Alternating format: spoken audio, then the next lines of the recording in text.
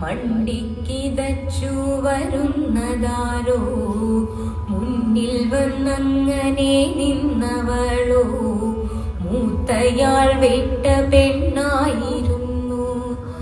ഉച്ചയ്ക്കു കഞ്ഞിയും കൊണ്ടുപോരാൻ ഊഴമവളുടേതായിരുന്നു.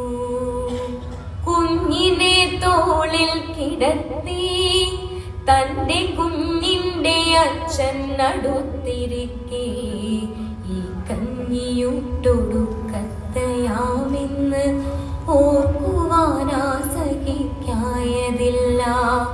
ഓർക്കാപ്പുറത്താണ് ശനിപാദം, ആർക്കറിയാമിന്നതിൻ മുഹൂർത്തം. കാര്യങ്ങളെല്ലാം